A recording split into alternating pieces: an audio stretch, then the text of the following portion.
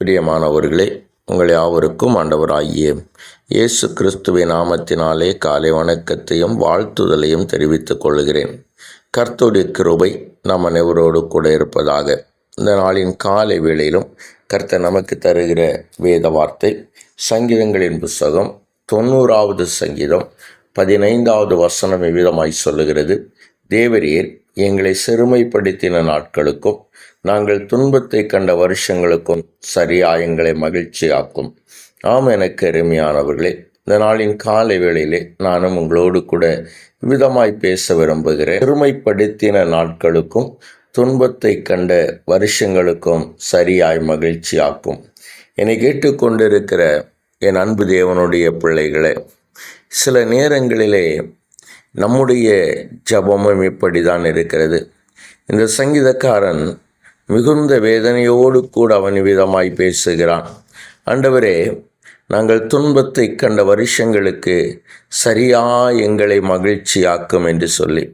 காரணம், அவனுடைய வேதனையின் பாடுகள் அவ்வளவு அதிகமாயிருக்கிறது. அப்படியானால் நம்முடைய ஆண்டவர் இதை செய்கிறவரா?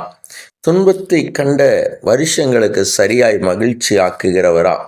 ஒருவேளை நாம் துன்பப்பட்ட நாட்களை அவர் காணாதவர் போல கடந்து விடுகிறவரா என்று சொல்லி நாம் வேதாகமத்தை சற்று திருப்பி பார்ப்போம் என்று சொன்னால், வேதம் சில காரியங்களை நமக்கு அழகாய் தெளிவுபடுத்துகிறது.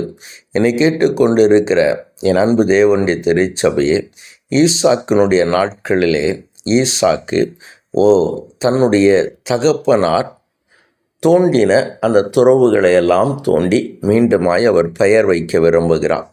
எனவே ஒரு இடத்திலே ஒரு துறவை தோண்டினார்கள். அப்பொழுது கேராரின் மேய்ப்பர்கள் இது தங்களுடையது என்று சொல்லி வாக்குவாதம் பண்ணினபடியினாலே அதற்கு ஏசேக்கு என்று பெயரிடுகிறான். இரண்டாவது ஒரு துறவை தோண்டுகிறான். இந்த இரண்டாவது துறவை தோண்டின பொழுது இதை குறித்தும் அவர்கள் வாக்குவாதம் பண்ணினார்கள். எனவே இதை குறித்து வாக்குவாதம் பண்ணினபடியினால் அதற்கு சித்தனா என்று பெயரிடுகிறார். இப்பொழுது மூன்றாவதும் ஒரு துறவை தோண்டுகிறார்கள். இந்த துறவை குறித்து அவர்கள் வாக்குவாதம் பண்ணவில்லை என்று வேதம் சொல்லுகிறது. பாருங்கள், இரண்டு துறவுகள் இவருடைய உழைப்பு வீணாய் போன பொழுது மூன்றாவது துறவு இவர்கள் இந்த வாக்குவாதத்திற்கோ அல்லாவிட்டால் அதை சொந்தம் கொண்டாடுவதற்கோ வரவில்லை.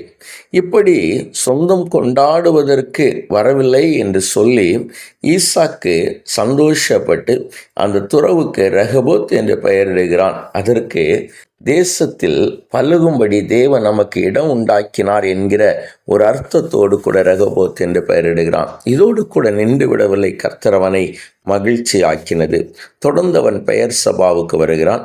பெயர் சபாவிலே அவன் இருக்கிற பொழுது சோதரம் எந்த ஊரார் அவனை பகைத்தார்களோ, எந்த ஊரார் நீ எங்களிடத்திலே இராதே என்று விரட்டினார்களோ, அந்த ஊரினுடைய அந்த ராஜாவாகிய அபிமெலேக்கும் அவனுடைய சிநேகிதனும் அவனுடைய தளபதியும் சிலர் அவனிடத்தில் வந்து இவ்விதமாய் சொல்லுகிறார்கள், நீர் எங்களோடு கூட உடன்படிக்கை பண்ணிக்கொள்ள வேண்டும் என்று சொல்லுகிறார். ஏன் என்று அவர்கள் சொல்லுகிற காரியம், நீர் கர்த்தரால் ஆசீர்வதிக்கப்பட்டவராமே என்கிறார்கள். பாருங்கள், ஒரே இடத்திலே எந்த மனிதர் அவனை இருக்கக்கூடாது என்று விரட்டினார்களோ அதே மனிதர் வந்து ஈசாக்கோடு கூட உடன்படிக்கை பண்ணுகிற அளவிற்கு கர்த்தர் ஈசாக்கை ஆசீர்வதித்தார், அவனை மகிழ்ச்சியாக்கினார். இந்த காலை வேளையிலும் உங்களுக்கு அதை தான் செய்ய போகிறார். ஒருவேளை வாக்குவாதங்கள், இழப்புகள், சில சூழ்நிலைகளின் மத்தியிலே நீங்கள் நின்று கொண்டிருக்கிறீர்களா? கவலைப்படாதீர்கள். நிச்சயமாய் ஆண்டவர் நீங்கள் இந்த இழப்புகளை சந்தித்த வருடங்களும், நீங்கள் வேதனையோடு கூட நின்ற வருடங்களும், இல்லை என்று சொன்னவைகளும், உங்களுடைய கையின் பிரயாசங்கள் வீணாய் போன காலங்களுக்கும் சரியாய் என் ஆண்டவர் உங்களை மகிழ்ச்சியாக்குவார். அந்த மகிழ்ச்சி ஆக்குகிற தேவனை நோக்கி கண்களை மூடி ஜபிக்கலாமா? எங்களை நேசிக்கிற எங்கள் நல்ல தகப்பனே, நல்ல வேளைக்காய் நாங்களுமே நன்றியோடு துதிக்கிறோம். ஆண்டவரே, நாங்கள் ஆண்டவரே துன்பத்தை கண்ட வருஷங்களுக்கு சரியா எங்களை மகிழ்ச்சியாக்குகிற கர்த்தர். ஆண்டவரே, தம்முடைய பிள்ளைகள் சில நாட்களில் சிறுமைப்பட்டிருந்தார்கள்.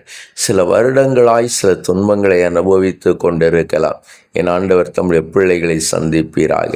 ஆண்டவரே, சோதரன் ஈசாக்கை கேராரினுடைய ஆண்டவரை ஜனங்களிடத்திலிருந்து விரட்டின அதே கேராரின் ஜனங்கள் வந்து உடன்படிக்கை செய்து, ஆண்டவரே நீர் கர்த்தரால் ஆசீர்வதிக்கப்பட்டவராமே என்று சொல்லி நீர் அவரோடு கூட இருந்ததை ஆண்டவரே சோதர கண்டு ஆண்டவரே அவர் சந்தோஷப்பட செய்தீர் அல்லவா. அந்த சந்தோஷத்தை இரட்டிப்பாய் மாற்றினீர் அல்லவா. இப்பொழுதும் தம்முடைய பிள்ளைகளுக்கும் அந்த கிருபையை என் ஆண்டவர் நீர் அளித்தருள வேண்டும் என்று ஜெபிக்கிறோம். நிறைவாய் நடத்துகிற தெய்வன், நிறைவாய் நடத்துகிற ஆவியானவர் தம்முடைய பிள்ளைகளை இன்னும் மகிமையினால் நடத்தும், பொறுப்பெடுத்துக் கொள்ளும், வழி நடத்தும். இயேசுவின் நாமத்தில் ஜெபிக்கிறோம் எங்கள் ஜீவனுள்ள நல்ல பிதாவே. ஆமேன், ஆமேன், ஆமேன்.